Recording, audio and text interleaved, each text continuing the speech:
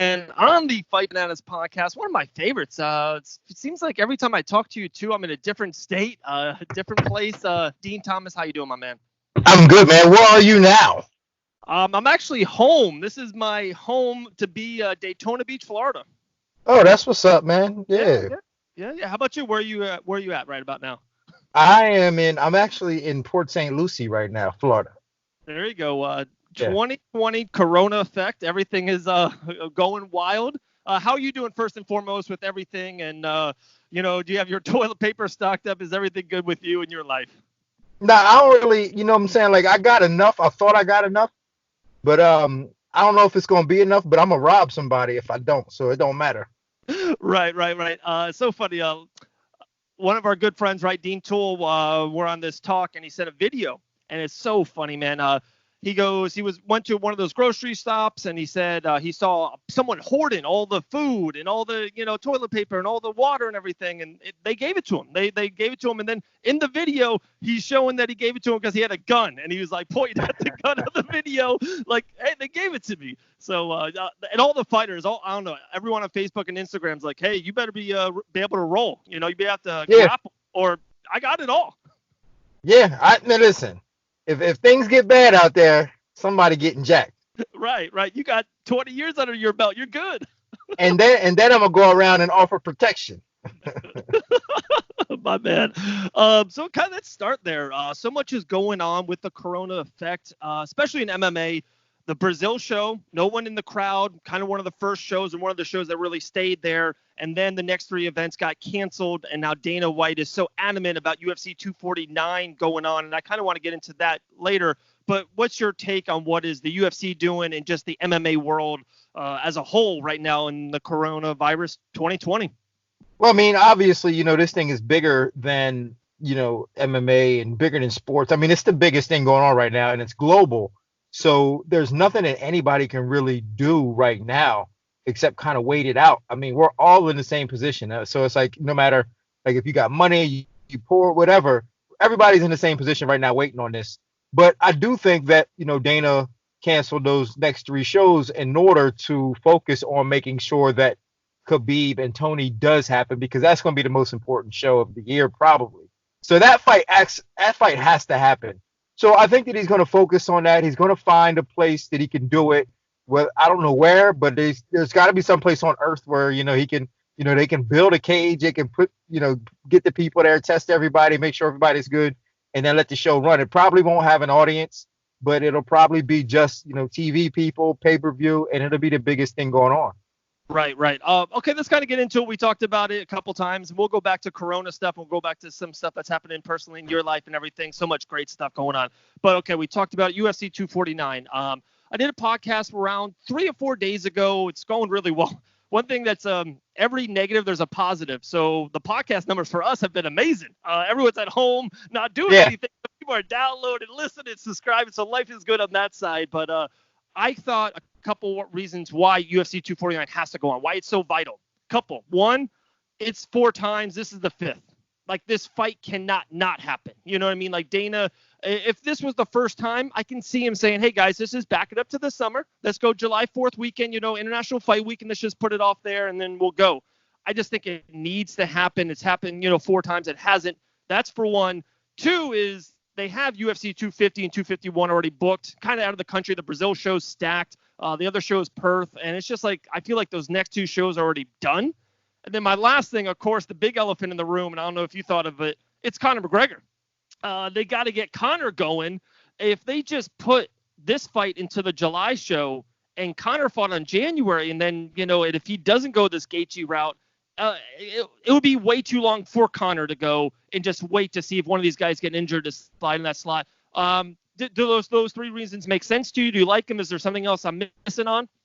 No, I mean, it makes perfect sense. I mean, but the one thing that, you got to touch on is that, by that time, other sports still might not be happening. So, I mean, the UFC's kind of got the market cornered, and anybody who's going to, go against the grain and say, you know what, we're doing this. That's Dana White. Dana White's going to do it because he knows that he can.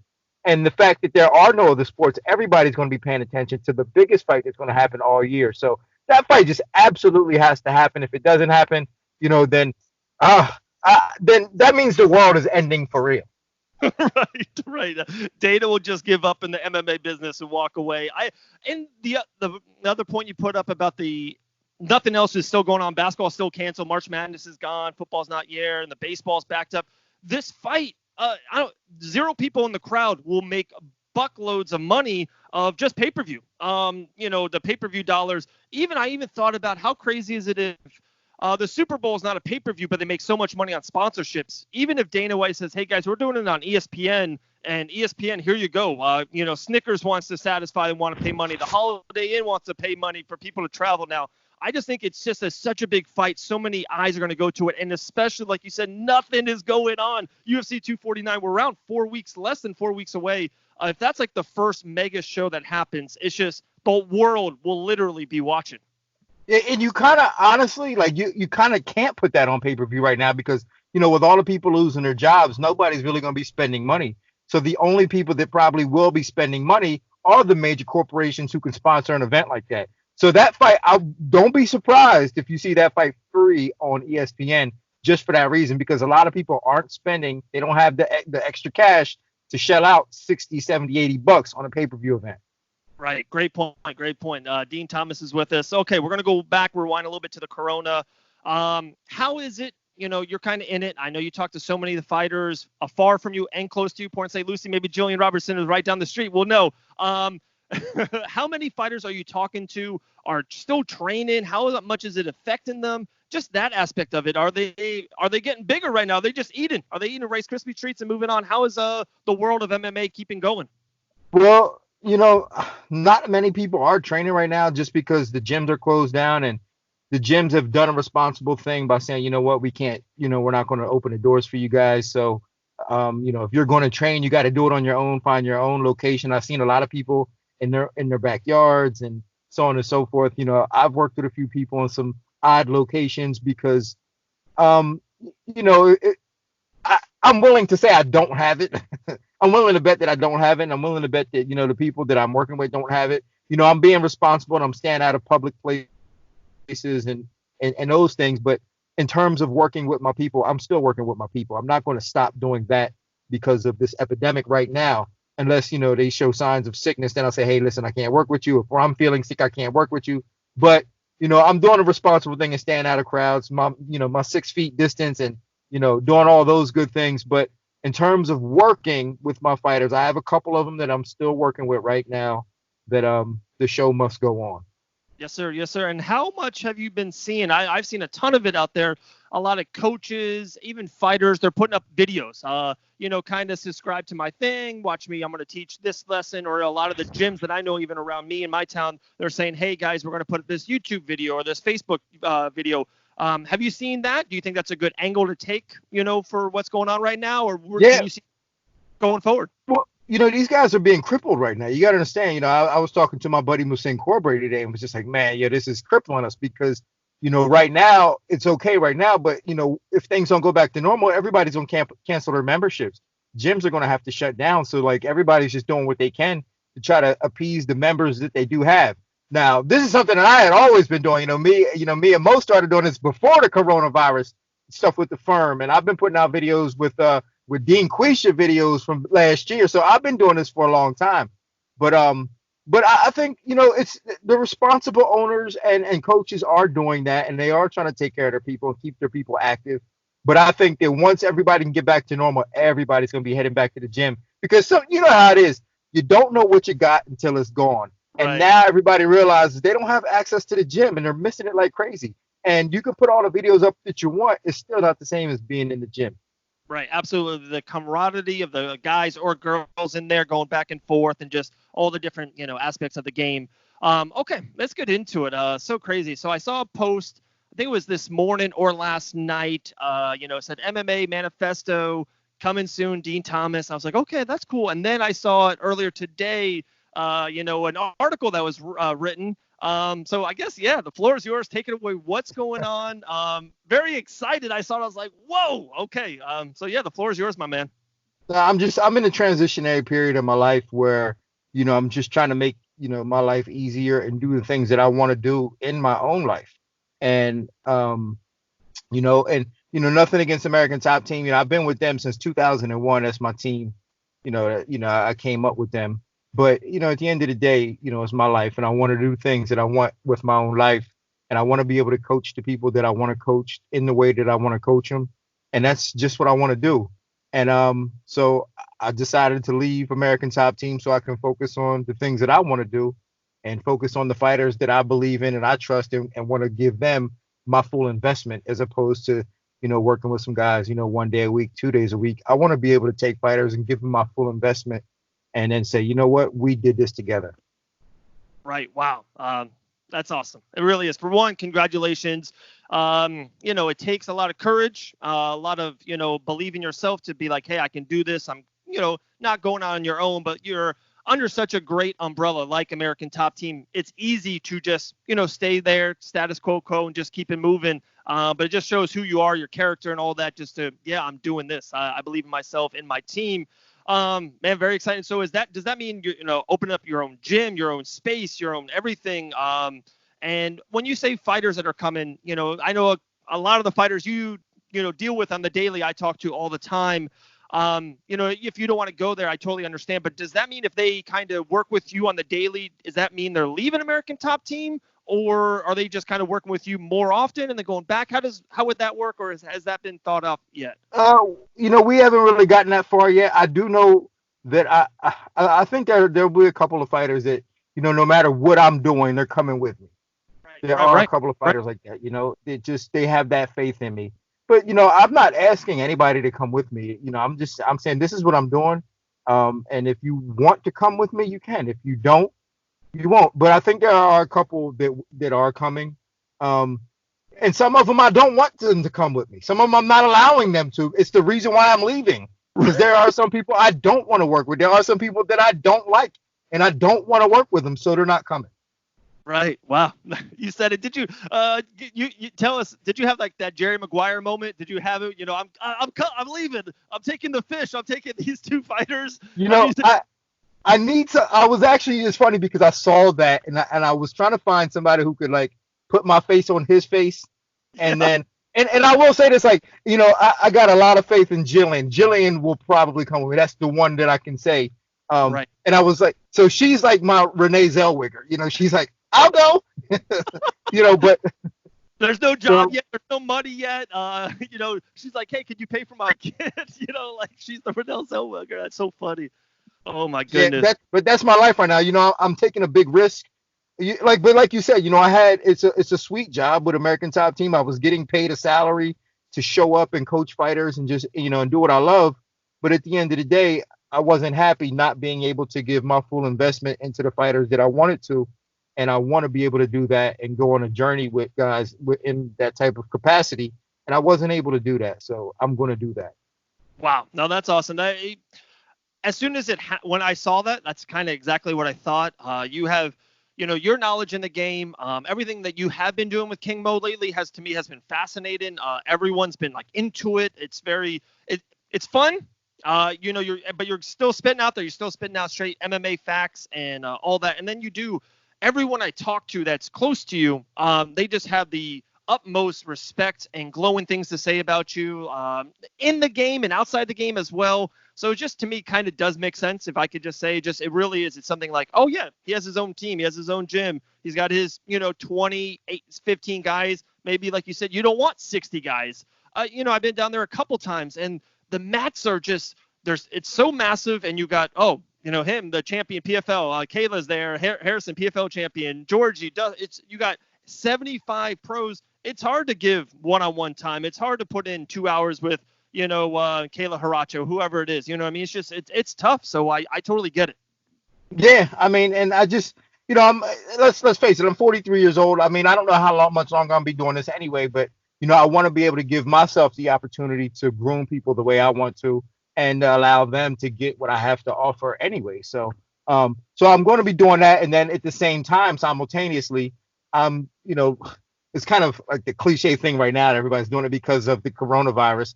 But I am doing an MMA online academy. This is something I'm going to really put my heart and soul into, like collecting all the knowledge information that I've gotten throughout the world over the last 25 years not only just the physical stuff, but the mental stuff and things for coaches and even school owners. So like I'm really going to put everything I have into this so that I can have the product that I want. Everything for me right now in my life is all about quality. And I just want the quality that I want, and I want what I want. And if I don't want it, I want to get rid of it out of my life. Oh, I hear you. I totally understand. It makes perfect sense. And then especially too, I feel like you do so much out. The comedy stuff is top end. With everything with Dana White looking for a fight.